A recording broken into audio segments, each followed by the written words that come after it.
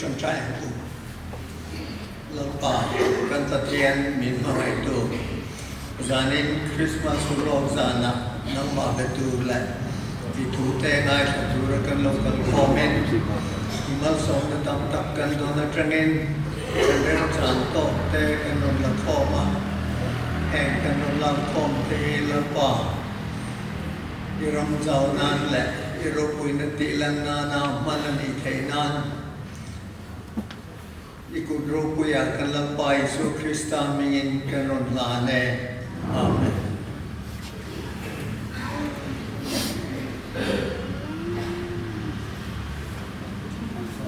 Kristian hey kon sai Pawl sai ro Pawl na no nei le thei do na lo ko mai do na sa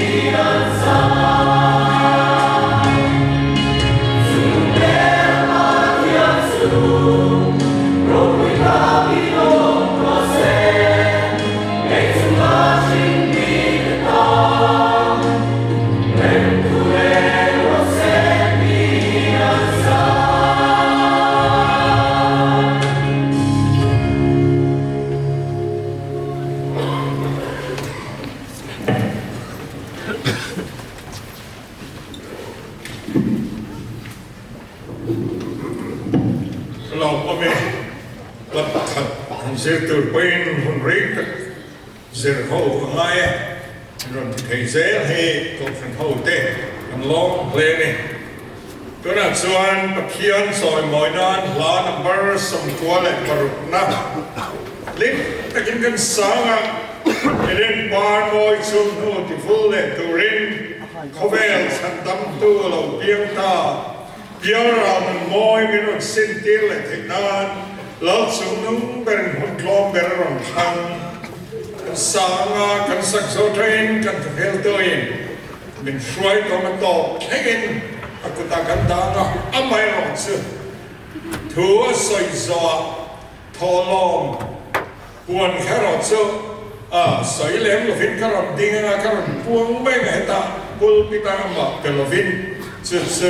tiswala lo ngai lo wila kan soi lo don etze le som kuale paruna ilo ma urem na lo piang he kitang lim pekini salu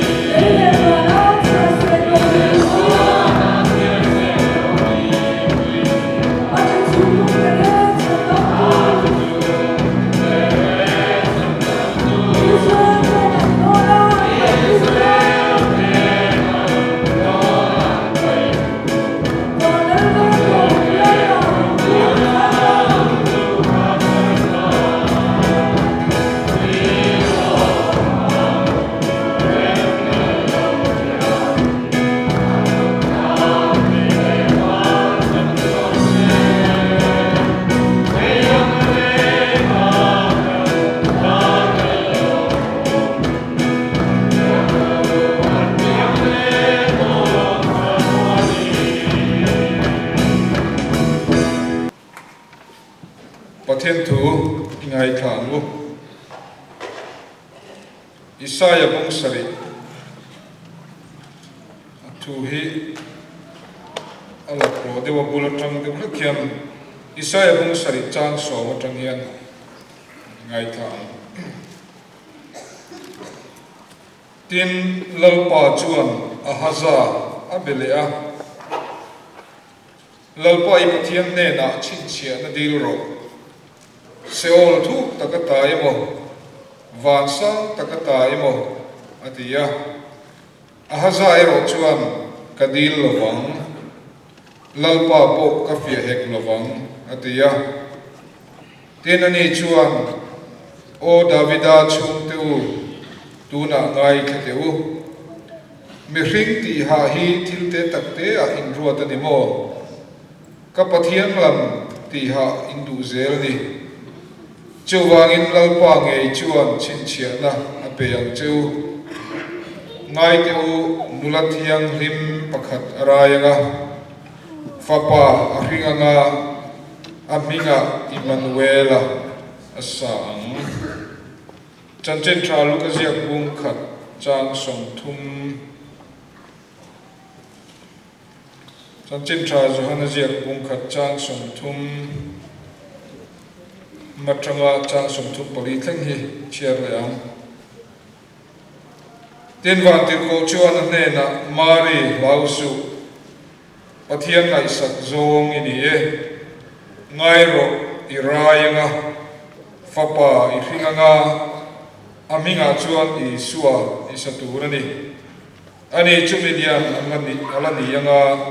chungnu vera fapa anlatiyang Lalpa pathianin anhena athatu Davida lalthut pha chu apeyanga zakopatha ta chunga chatua ni na lalanga aramin kinni nei lovang atia tin marin bantir ko hena chuan chung tinge aniang mipa kanei silo ya lalpa na thu kan chia te mal min som sakro se itong trai Lalpa kan pathian kan pa min mangai tu Ithu te hi thu tak ania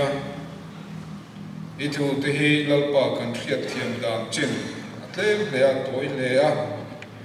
kan ngai to na te a thui lo le a ani ang puini thu te hi lalpa kan thiam phak lo ti kan thria e zanin huna po hian lalpa kan thriat thiam dan ang tokin kan phak ang tokin I thu te ong chuak turin le ngai ta turin kan in buat saya nangina min zirtira min shwai lo chuan lalpa zanina kan lo kal khom te hi ngai bokin kan hol anga I thur hut ziate kan threlawang te kan lau le ni chuwai zanina tharau thiang lim chu kan zirtir tu ni sela kan zan ne na I thu tak chu puan cheinum le ro se kan lalpa Isu Krista mingin kan di le amen ei zanina kan thu wi hi thu wi komon lo tak mai ania Isu pai tu nula thiang lim an tingot mai chu athi a common lo ve le maya a soi ko he lo tam vak lovin kariga ama ero chu he tu wi hi apoi mo ani nge yanga Presbyterian ko khran Mizorama ko khran member tam berten hami thu hi zir turin than chuania chu ting chuan kan han zir don ania helai thu Isu pai tu nula thiang lim han ti ringot lai hi kan zuk soifia kan tuma khalaya chok kan chen chuan athu ina atum zau zok le lian zok kha kan hulo palang ti kalawa amma sapera chuan pathian in chandam na aron thena mi hing te siam le le wa na siam chandam na aron then mi hing atira tanga siama oma chumin nuwan local zel na an history tele chung lo top le dan tur zong song te khami thir tel lova elai thu chau kan soi chuan athu a khafam kim thei don lova chu vai zanena hian te mina bul ti ule ka tanga han soi chu kha tulin kan thria ei kan thria atirin pathian in leile van siama heta atirin pathian in leile van siama a han ti hi Trinity pathian pakhata minung pathum I alo chuan chan lai pakhat po hian nia a chan chu helaya hian pathian in ti hi Elohim ti nia chu a Hebraic ma chuan plural form ani Elohim ti chuan mi pakhat chau soina ni lovin pakhat item soina ania wang khan a tirin pathian in lele wa na siama a han ti atang hian kan thurin a hi pathian pakhata minung pathum Trinity helai tang hian alo lang ngala tu ti chuan ni ruk chungin pathian in engkim asiam zo veka ni khat nia van boruak zau takasiama ni ni na khomwal le tuifin biate an siam le a nim le thlai te siam le a ni thumna ni le thale ar si te an siama ni ni na tuifin biata sangha le chungleng sama te asiam le a ninga na rante ran geram sa te asiama pathian ne thil siam te chu aina tha ti le ni ti chu ani rukna khan thil dang lambik athil siama po dang lambik asiama chu chu pathian in kan an puin ke mani ang takin mihring siamila ani chu tuifin riat sa chunga te chungleng sa chunga te ran chunga te leichung zong sunga ram nung le bukwa kal zong song te chuka thui nei ti rang tin pathianin kan an puin mihring siam ang tia ti chuan pathianin ama an puin mihring asiama pathian an puin nge yan ni sia ni mi pa ale me chia tu lai ko vela gender te hi an soi tre to maya heng te hi pathian thu ani lawa pathian atanga chuak thu tak atang chuan gender hi pani ba kan nei lo ti hi zanena hian pathian thu atangin kan soi poi mo chu chu kan tran ngam po poi mo ni achan chu pathian thu hi thu tak ani ya bung tran na le tok na zong zong ei kal pui vek tu ni wangin elaya hian kan tran ngam po poi mo chulai chu kan soi lang tel zuka pathianin ami hring siam te mala soma pathian vekin an ne na chitam tak tha lo pungin leilum hi lua khat ula in thu toinam ti ro tuifin riat sa chunga te chung le sava chunga te thil nung bok wa kal som som chunga te thu nei bok ru tin pathian in chi tha pung turin mal asoma hei thil siam dang re re kan ka chuan pathian in siam dan chip chiar kha an soi ve lova nima ero chu ama ero chu mi khing te hi chu a chip chiar de lekin pathian in min siam dan hi zia kani lalpa pathian in leya vai vutin mi khing asiama anara anna tho atholuta ti chuan mi khing chu minung alo ni ta a chu mi pathian an buya kan siama kan om la chia chu mi khing ten lutna valu kan nei ka chante nia tin mi khing ten zaumna kan nei na chante alo nia tin mi khing ten chan vo dikna le chan vo kan lo nei na chan po pathian an puya siam kan ni awang chok kha ania tin poimo na kan nei te po chu mi pathian an puya siam kan ni awang chok poimo kan ni tunlai khovel thiam na lama tagin poimo na te tin kan dikna le chan vo ti te kha tiang song song kha pathian thu atang ni lovin humanism atangin mi khing te mi khin na tangin ti chuan tum thina amaro chu kal dan chin to kan thelo boina athling fo thina ni chon pathian in mi khing te chu eden huana a hruaya eden huana chuan en kol tur le veng turin ada tenal pa pathian chuan huana thin tin reng ra te hi in a the achia le athian na thing ra ero hi chun ei tur ni lo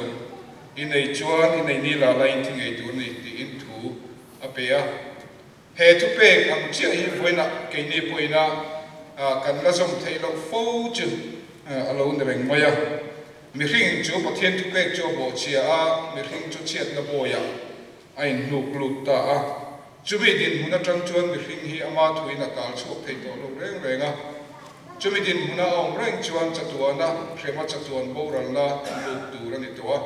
chu mi din huna tanga tal chok le thei tu chuan pathian ni na amma hoi choka pathian ni na khami din huna tanga a chan dam ani lo chuan mi khing kha kala ya khan atop dan tu chura phak tak ani amale ama ni chan thei to lo ani chumi awang chuan pathianin chan dam na kong aron bu sai sak aron bu sai ta chu bible pui kan en hian nam athanga ram apea thuthum ape buka chumi pathum chukal kop tata chu bible pui a ti ra tang hian kan en chho chuan chu ram le thuthum le tin chi tha chung chang a soi chho ngar ngara chumi a chu alo lang chho zela ato pa thuthum khara la li so krista chu thu tiam a vor to thuthum vor to alo lan na chu la li so krista alo langa thuthum lui le thuthum thar te le kha bu rang te ni lawa le kha bu in zom vek ani akar ka hian kum sadi lai inga motla po ni ma sela le kha bu in zom vek a story hi ti kal chau vek ania chulai chu kan thiat chen no sat a poi mo ni mi ringen pathian tu pe ka bo chi a chen na boya en batlut ta a chu bi din huna ta chu thei to lo wangin chan chua ngai kan nia chu me chan chua na tur ta na bo chiat na an to tang tira tanga setana na ka tianga me chia thema ruli na thema tanga a thu lo om tang hal ta chu sual le tra indo na kha alo om hal ta ni lalpa pathian chuan rul ne na hetiang hi tia wangin ran zong song le ramsa tin reng zinga an chedong in yombi kanga bok kopini kal fo tonga idam chung zongin vai bu ei bok turani nang le mei chia he ka in dong ti ran chua I tha te le a tha te po kala in dong ti bu kang chumi chuan ilu chu ala ti thik la ti thiklinga nangena ka yar tui ila ti thiklingang ta hian mei che tha le rule tha te in do na an buat sai hala elaya hian juda ho in tha chon dan an soina mei chia an soi ngai lo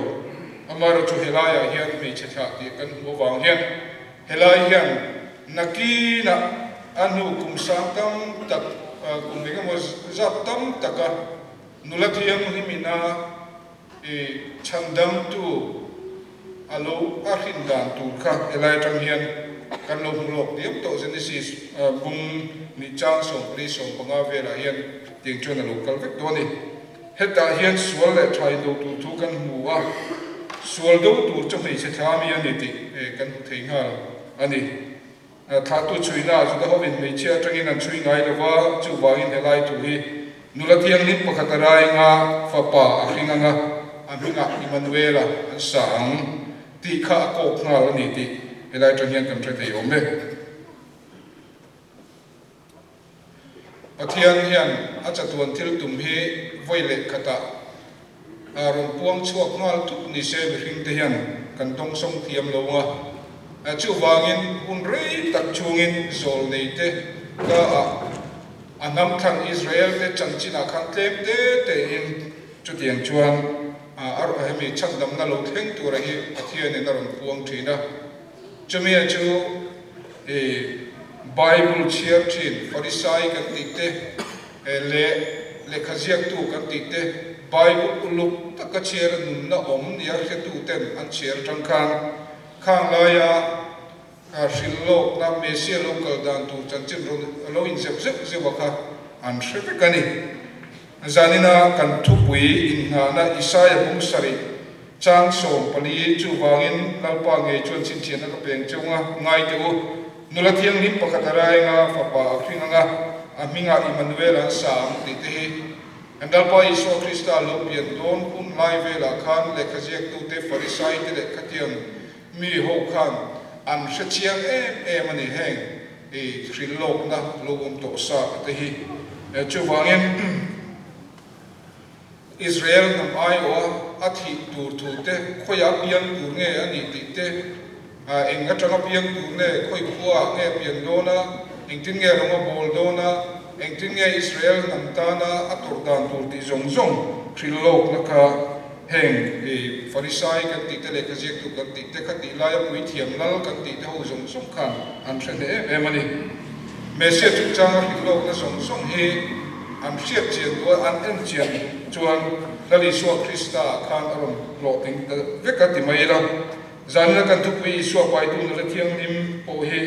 Isu Krista ka zol nei te thrillok ta thlen dik tir tu ani ti kan tha the ni chu Isu kha zu da ten an be sei me sia nge ya kha ni ti kan tha the ani kan tu puin na Bible chang asa Isaiah abung sari chang tu kha han zui masaila ka kan shia dan khan lal ahaza kha Davida tha kal zelmi annia atirin Pathianin eden huana adamale evin da an bo chia a chumin nuwa thil lo lang ma saber chu kaina le abela chungchang alo langa sual le tra indona da chuan abela kha chitha kal zel tur anga ruat ni lain kaina khan abela athata chona nu kumenga mozata za ina mozat nuwa abela ai o tur khan setha lo piang le ta a chuta tang chuan tha aron chui zela ting chona local chho zela nova aron chui chova novan fa pathum te nei afa pathum te kha bi chitha local zel turan ni lo sema tha te chau kha local le zel turan ni chon sema tha te an lo chho zela Abrahama alo langa Abrahaman fa panin ne ya a chitha tur zo ka chu Isaka pon chu te chon lo ne ya a chitha tur zo ka chu Jacob alo ni yen khan local chho zela khami line lo chho zela khan ahaza ko hi omani chumi mesia local zel tura namma bot sai khami nation khan ahaza ko hi oma chuan khati lai khan Surya la Regina le khami Israel mar lampang lal rampang in ni thinka mar lampang lal peka tekha an tram du na chon Jerusalem azudalal ahaza kha an zubbe ni maselam ne theilowa da chuan Surya le Ephraim ten tram du na kon be le den chu antia an mi pui te pon thabar ni tin lal haza po thabara chuti lai chuan Isaya kha lal haza ne na an pathianin atira ta chuan heng mi rom ti boi tu cheu hi me cher bung khumai mai ang chau an nia hlau sula ithin lung zam hek su se lalpa pathian chuan heti hian ti an thu phiar chuan puitin hau lawanga a hlo ting hek lawang irun du lo ero chuan ti ngei ni om tuk lawang nang ba hi aron ti ni ti chuan khami pathian thu tiam local la konga e khan nam a khan mesia lo pian do na wangin khan nam a kha e hum hima e khate local zel tur ni lain a haza khan tuna adin na ngai to khan amaram le kheta e akhochak ram le kheta Assyria ram ro ita kom ho andin hun kha chia tia e khalai din na tang khan tal chuo thei tura po oi ngai to lo be dong ani tin na la haza hi milem biak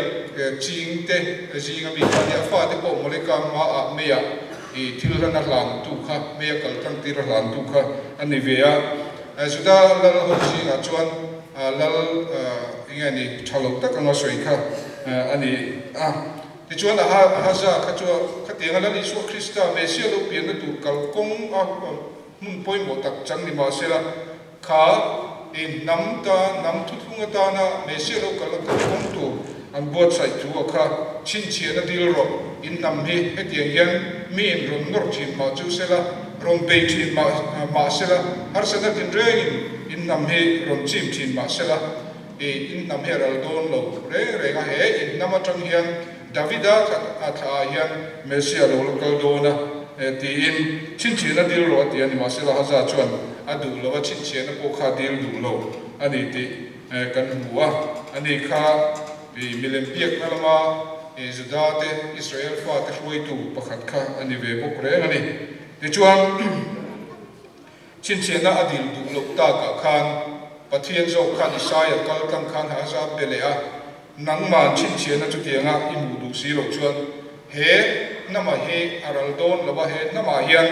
e mihring te chan dam na turi aron chuak do na chu wangin chin chin na chu ke ma zo in ka peyang che lalpa chon chin chin na peyang chuwa mai tu nulathiang lim pakatara nga fa pa ringa aminga Emmanuela asang ti chin chin na kha pekin aumta ani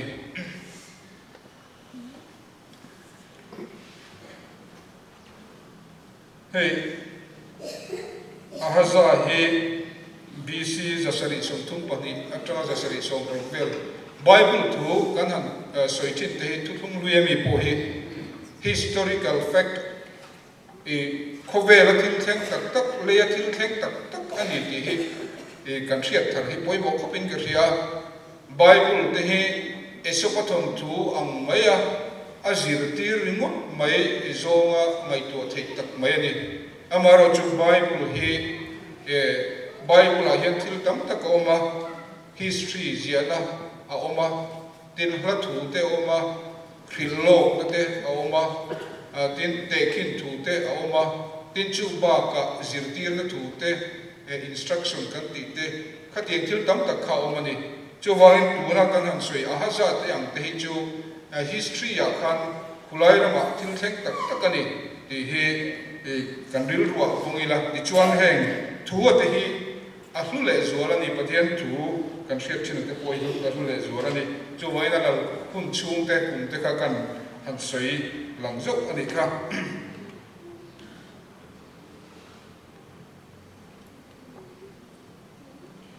chuan a haza khan khatianga apom du tak lova chin chiana an peng wa khan la haza pe ke chu heta Assyria te nen khan an tang kho an tang ruala teng chuan e Assyria lal te kha tran puya an mai cham te kha ring lo te mai cham milem be ho mai cham te kha Jerusalem ate ala lu ta kha tiang khan e awmani ti Bible kan mu ani zol nei te lo ka nge ni suwa chu Zudan hamami kami haza lo ka zel kami namami ania Davida chung wa atanga lo piang tu kha ania chumi chu Mesia ani don chuan Sudah nama mi ani ngaya Davida tha atanga lokal nge kha ngaya tinchu ba ka mechen nulathiang lim prin kha ngaya ni chung zong zong chu lali swa Krista tha tu te chui na kha lali swa Krista genealogy kha chanchin tha mathai zia ka le lukazia ka hian kan huwa chanchin tha mathai zia ka hian Bible zirmi te chuan an soida in chanchin an ziak dan a tha tu te ziak hi nang lo dewa mathaya ziak ami hi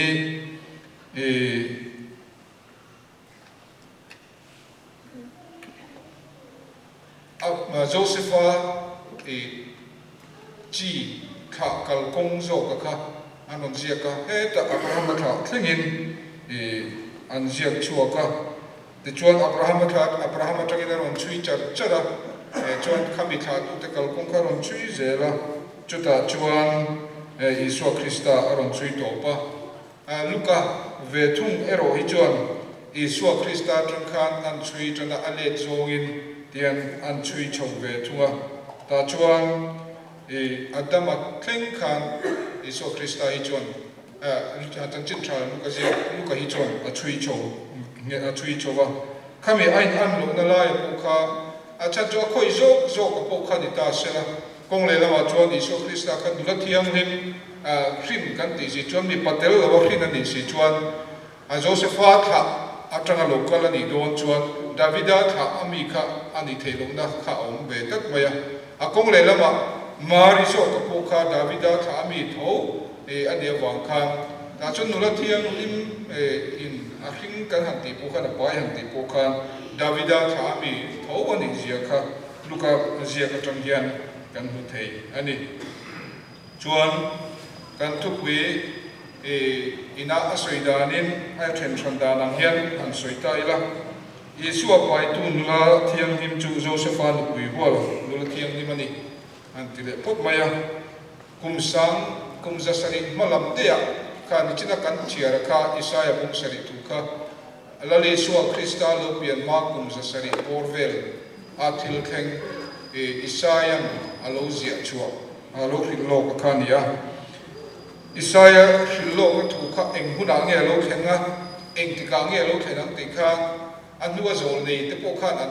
thira an bia eng huna nge lo khen don tia phiat khan cha ka eng hun thu nge soya eng tiang nge lo khen don ti te kha phiat an cha kan ha kre takin an clear thina ti han kum za thung chung zat ka chu zol nei chi sang khan an wa zol nei lo kal le te pokhan kha tu kha an soi thina kha tiang khan pathian khan khang tu kha zol nei te kal tang khan a khiat tir mola BC za sai som ni pan ni marlam ram te kha Israel marlam ram te kha Asuria sala ka thuai alon be ka Asuria lal ram chu Babylon lal ramin aron ne vele ta Babylon ti khan Babylon sal ta na ko kha chong thu mang khan Babylon sala khan han tang le BC za ru panga da nia le chen te sala thuaya tin BC za nga sum ko pasaria Ezekiel le ami si khatlai ka Babylon an thuai le ti chon BC za nga sum thum pakwa temple ti chen ania ta chona tam zo ka Babylon na tuna Iran kan ti na kon Persia kulai na kuan Babylon sala khan tan ta chon Babylon kha Babylon lalram kha Middle Persia kan ti khumi Persian kingdom kon anom ne vele ta chon Persia lal pur kha lo lala Israel te anlet le an phala temple hi BC zanga so parukan sa zowa BC zali somna pariyata Ezra po Jerusalem akir velia anu dewa Nehemiah te po Jerusalem akir in temple hum na bang te kan ha sa thalea heng hun lai in zol ni kha an lo om phek phewani chung zinga zol ni hun ber chu malakia ni ta chu malakia zol ni malakia ne na pathia ni na thu asoi azo to nu kha chuan kum zali chung zakha pathia ni Israel te amoi santa wanga khang lai ka he Alexander Roguya kung lai ram kuvel ram ala lai te ani BC khate hun lai vel khan dia tin Israel juda ho po he BC za su panga anela khang an mani ro in rel khan eng mo chen kha malakia ho makabia ho khan an omani ti country ani chung hun chu alo to pa rom ho in an ron de ve dia chung hun lai tak chuan rom ho in an ron op ve le tram cha khan lali su krista hi alo pianga zolai nung ber malakia tanga thuthum thar inkar kum zali ve lai ka pathian kha azol leite a ain pong le tikhian Israel tepo ka angoi san wangwanga kum zali zet angoi to nuwa khan puithiam Zakaria ne na van tir ko aronin lara anu pui Elizabeth rai tu le zohana pian tu kha aron riat ti le ta ani pathian tu soi a oi lo wang Zakaria po chu patni kan mu to chu pathian tu soi oi lo ve a haza le tin Zakaria po khamia pathian van tir ko nan he na tu soi kha oi lo wangin hun rei tak chu kha trong thei lovin a oma arong bola hun bi kha tempula rong bola hun bi kha akim nuwa khan ina hoa chuan anu pui po chu alo rai ta a anu pui rai thar nuwa khan pathian van tir ko Gabriel chu Galilee rama khopa khata Nazareta antia chuan nula thiang ni pakhat ne na ain ne na antira ain la vele da chu nula chu Davida thami ania Josephani pui hual ania aming chu Mari ani vatir kole Mari indor na he angai tha kan nuama atong kam te he moi ma riat po kan se ani tin vatir ko chuan khatianga anan ton khan Mari ne na luta chibai vo big lalpa ine na ummatia chumi thua so ya wang chon Mari kha amang angani chibai vo big lalpa ine na ahan ti khan Mari kha amang angani a ka ngai tu da na chuan enge mokalu ti bi ka chu te vo big din hun ka de na chan din yang ti te ngai chuanga mak atile in karinga eng ti zia chu te chibai min bu nge aniang ti kha ngai tu nge yang van tir ko chuan ne na Mari house pathian ngai sak zong ini ngai ro irai nga fa pai ringa nga aminga chuan I soi sa turani ani chumidian alani anga chungnum berafa pa antiang lal pathian ne na tha tu Davida thu pa chu pe nga Jacob tha ta chunga chatuan na langa aramin kin dia nei lo wang atia tin Marin van tir ko ne na chuan chung twing tin nge niang mi pa ka nei si lova tia Mari kha Josephan hui huala ni ti kam sia an nei lova khatian kun lai tin te kha han ngai to ta ila tu na hian kan jinga hian nula te lo ta sila a pasal hol te lo nei sa to lo ni ta sila chu a pasal hol la ka poni mi si lo khan lo rai te ring mai sila a boi thak tu zia chu kan tha thiam mai ome van te ko chuan changa ne na kharau thiam lim I chunga alo thleng anga chungnung berathil ti theinai na ria kuang che chu wangin mi thiam lim lo piang tur po chu pathian fa pa aniang tin ngai te ilai chin nu Elizabeth puin atar dui mi pa ya a ching an ti chin kha tun tha ya thul na ni to pathian tu chu re hi thil ti thei lovin na lo wang atia tin Marin ngai te lalpa boy nu kani I thuang zel in ka chunga thleng ro se atia tin van tir ko chona kal santa a kha mi pani a haza le Zakaria an ne na pathian thu athenga pathian in tur he tir ve a an lo dun sondan ka chon oi lo ve ni ti country a amaro chu Marin a khatiam pathian thu an ne na lo thleng a dun sondan ve thumero chu lalpa boy nu kani I thuang zelin ka chunga thleng ro se ti he ni lalpa boy nu kani thuang zelin ka chunga thleng ro se pathian thu te kan ne na po thleng ve fo mai pathian thu te po kan thre fo mai amar chu pathian thu kan thria te hi ni tina kan nun chuana thil ne ta loin kal thina minol pui ngai dang te lo ni lowa minol pui ngai san zong te po lo ni lowa chu ma wang te chuan chen pathian thu kan ne na lo thleng te po hi kan haider lui thina kan kausan fo thin Mariam hian pathian thu kan ne na lo thleng ani chuan I thuang zelin ka chunga thleng ro se ti thei turin kan in buat sai thar Christmas a hian koi mo me ani he bule ngai tlo mani van tir ko win chi bai vo big tia ron be mai hi mari chon mak ati he ang then kat te chon pathian du sakna kan han don te hian kan chapo pui amoti mai tur hian a chutiang khatiang ka ti wang ti zong te pon kan ngai tu thin mani that wang le fel wanga kan chunga thil tha lo theng ni te pon kan ngai tu thei ome chutiang ngai tu na chu mi hring ni phung pa maya kan ngai tu thin dan ani amaro chu tunge mo pathian tilom tak tak adu sakna le phal som na dong ka tak tak hi kan omem ti hi in ngai tu tak takila chutiang tak tak chu tu ma an lo om reng lo pathian lung ti oya lung kan ti oye ma wanga mal som na dong adu sakna han dong tur chuan ni hring in ka chu kha ka chu atin rual ani lo tu ma mi fel tak reng anam lo pakhatte ma anom hau lo tu ma khathiam reng anam lo tu ma pathian zong reng anam lo ani lo lama an pen ta veka eng ma tlak tai lo vin anom ta veka tu ma thil tha ti reng anam lo pakhatte ma anom hau lo ti rom bung tung chang so le so pa dia khan kan huwa achan chu pathian ma hi chuan tu man kan nei lova amal som na kan ti te du sak na kan dom ka han ti song song te phulo du sak na dong kan ni ti kan ni chiat thiam phu pui mo me nula thiang in mar hian chu chu chiang le pathian ma le hing ma chuan tu nei lo ti ain shri le a chibai vo bi lal pa in hena om ma ti te phulo ni ain shri ani amang ang hial zo ka an ngai tu na sa le ang unau te u ko na che hui ngai tu te u ti salama vi fing tam takte mitha tam takte ko ani lo je hi nima sala pathian in khovel thil a te chu thang zo ka mi fing te chu ti bol ko theina durin tin pathian in khovel thil chak lo te chu thanga thil chak te chu ti bol ko theina durin tin khovel thil chia le thil mu si tom te thil om lo te nen lam pathian in thanga thil om te chu eng ma lawa siam theina durin chuti chuan pathian ma tu ma anin chom thei lawang nang ni ro chu ma zara isua krista isua chuan in amani ani chu pathian ne na ta kam tam fitna siamani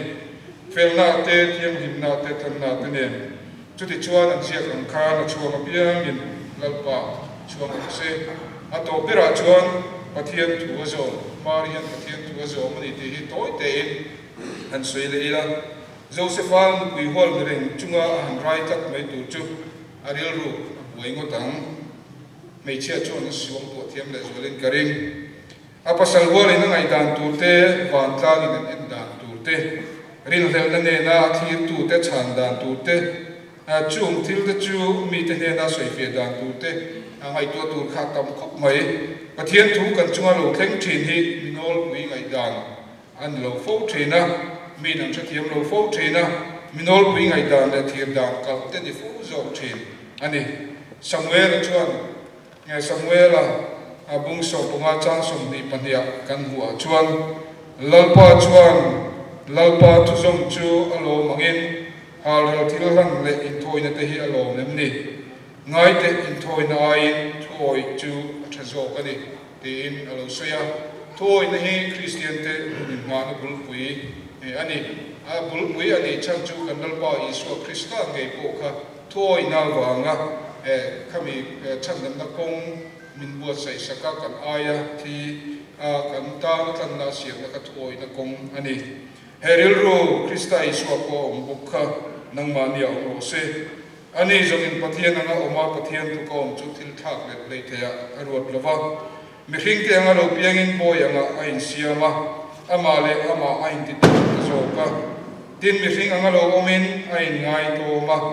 thi khopia la tu zo min alo ta prosakhi na ngai chu ring tu te in ha na Kristian in ha na thu wi lai chu ni thi khopia la tu zo min alo ta prosakhi na ngai chumi awang chuan isu mingin mitin wana mi te le noya mi te nen an thing thit na le pa pathian ti ro puina turin isu Krista chu lalani tin leitin rengin apuana isu Krista chu lalani tin leitin rengin apuana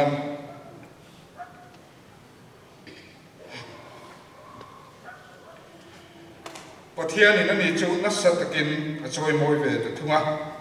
ming zong zunga ming chung der chu apeta a Pathian in a thu kan soi ta ma mi so se kan tholom kha sen si khat sang khat sakwa samthum sen khat sang khat sakwa samthum ani e la kan thunga Kristian na number zale som le parukna Zion ro kuina lampa bora min jong tu chu van ko kuiten ui mak se ndang zo ve eng kima eng kim chunga lo der se amen min mangai hitu manan dial thei ve emi kan sak zo hian nal biak na hangin kan thum trai ho ma chu chu kan Inkhawm phoi tu ni throi la don ne